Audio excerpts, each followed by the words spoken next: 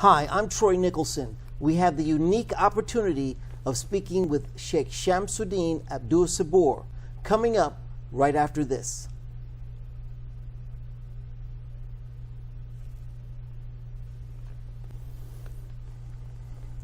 Welcome back to you all, and welcome back Sheikh Shamsudeen Abdul Sabur.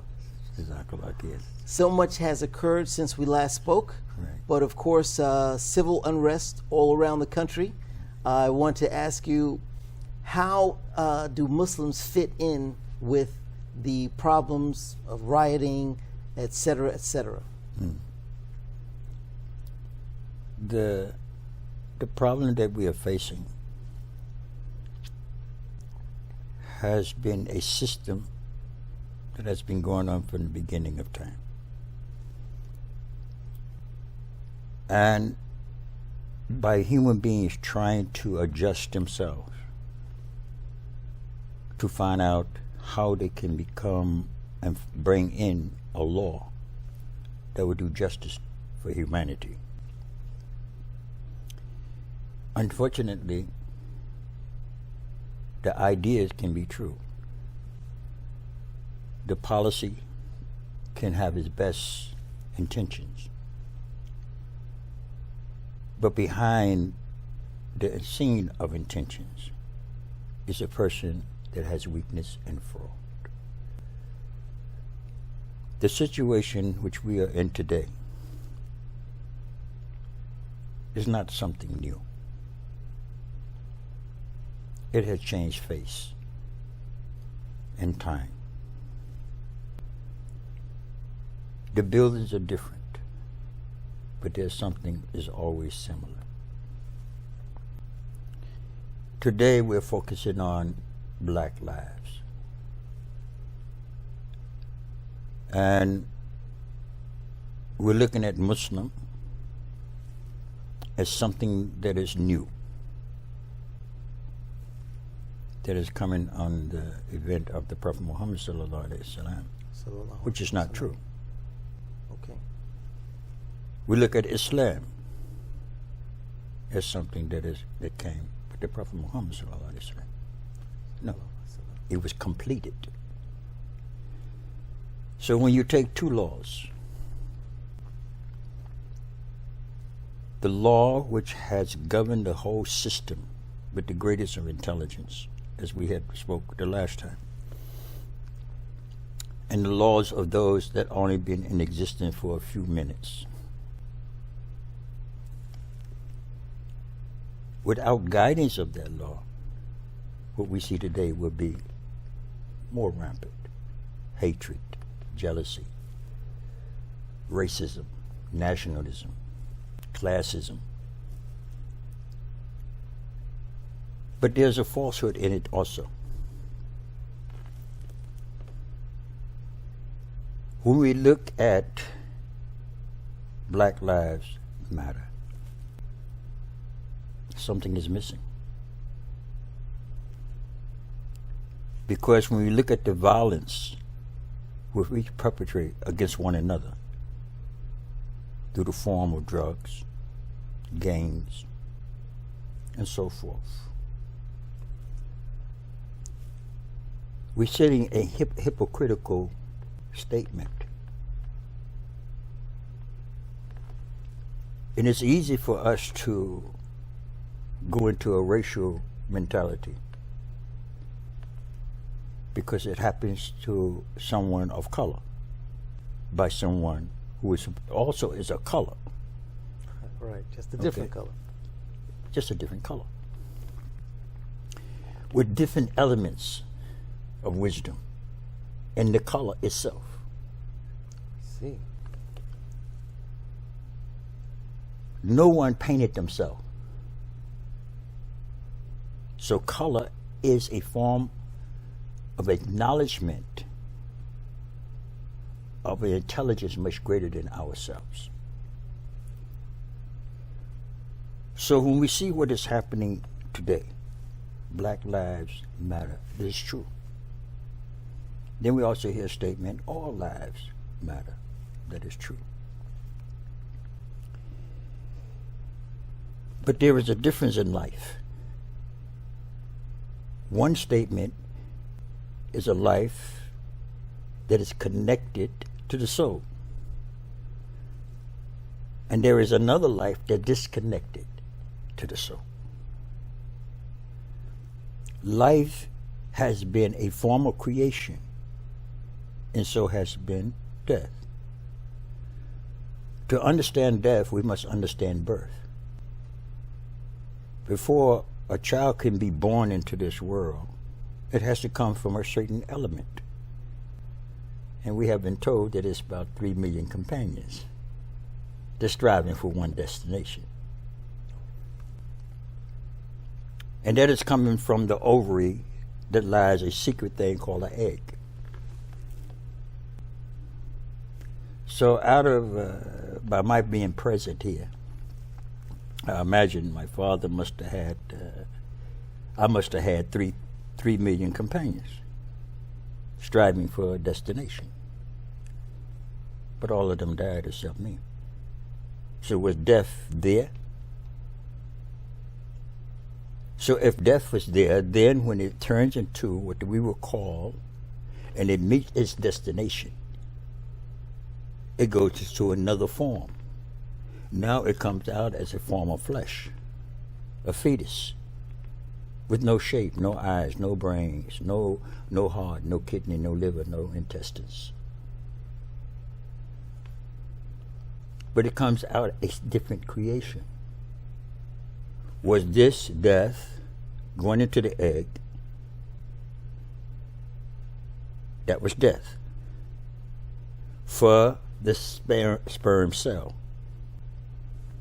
Coming out of it was a different creation, a different figure, a different form. Was that life? And how we define life. Now from that we are, for a period of time, we live within another world, developing. And there we develop hearts and veins and blood and the different elements that is needed. But is it needed for that world? No.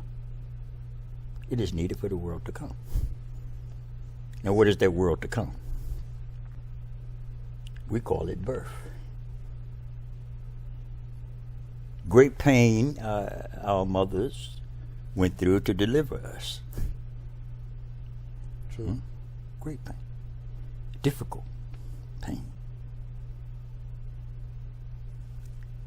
So is leaving our mother's stomach death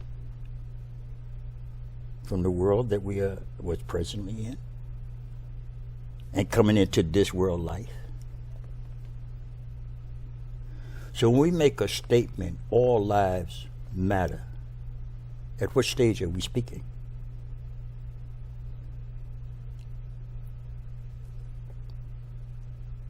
When we see what is happening today, we have been raised in a system of ignorance. I was raised in it. I have watched when you could not drink on a fountain, just sip on water, because it was written white only. That was a form of ignorance.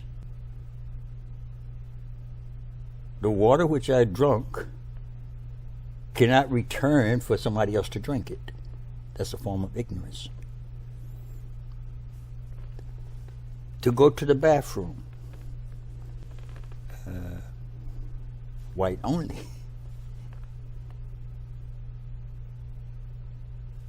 I don't think the smell was any different, because the system that removed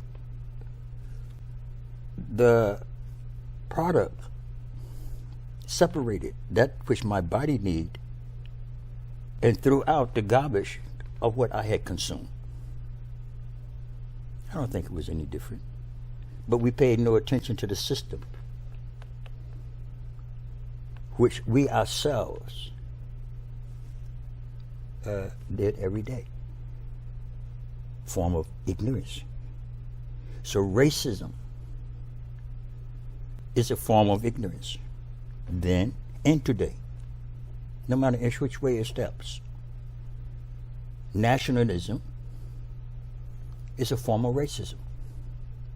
Really? Yes. Wow. To look at the system of humanity,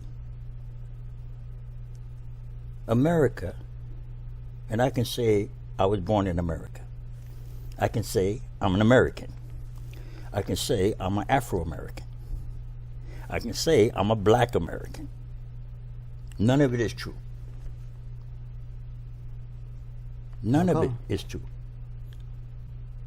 Because before American, there was another group of human beings, and it would call another name. So some of the names we can say, the Cherokees and the Apaches and so forth. This is commonly known on those people. And now we call them Native American. By who? By the name of the people that came who was a conqueror. They annihilated the people with much form of deception, inhumane activity. Now, can they be blamed? Of course not. Right? But of course they can be blamed. Because what was absent? They called them savages compared to themselves. A racial statement. So in order for one people to feel that they are better and superior, they have to degrade someone else. They have to belittle someone else.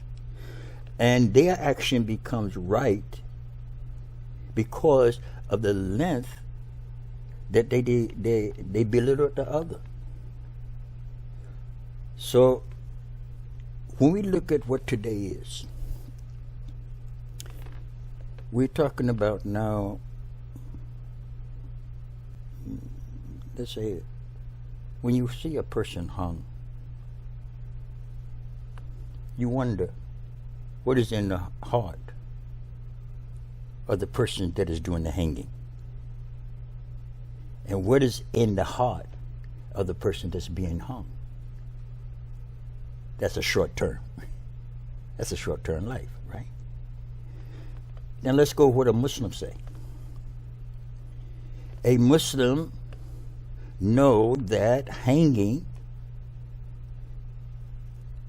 shooting,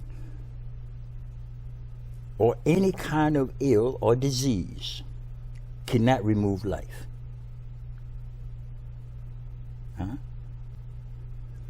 Unless it is by the permission of the system that created it.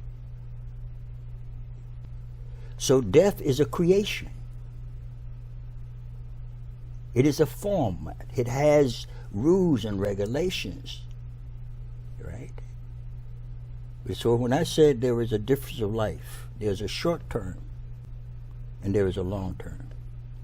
The Muslims see the long term.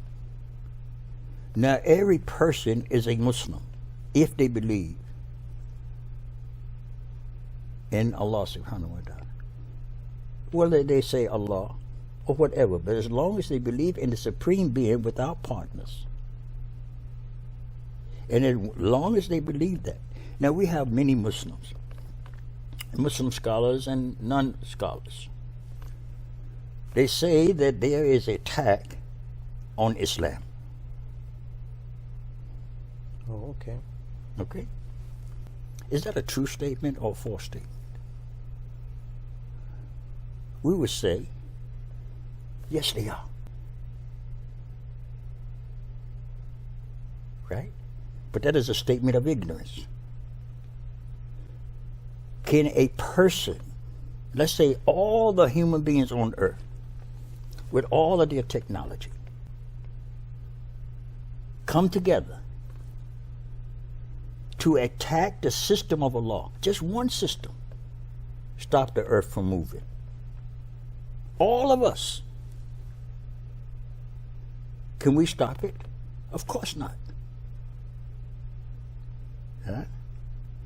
So when a person is thinking that they are attacking Islam, which is the system of Allah subhanahu wa ta'ala, legislated by Allah subhanahu wa ta'ala, it can never happen unless he can stop the earth from moving. But he can attack the Muslim who believe in Allah.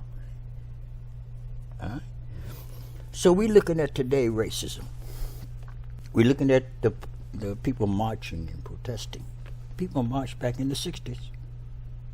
They marched back in the 40s, in the 20s. Did it change anything? No. You cannot change something with the ideology of the system that you have took all your knowledge from.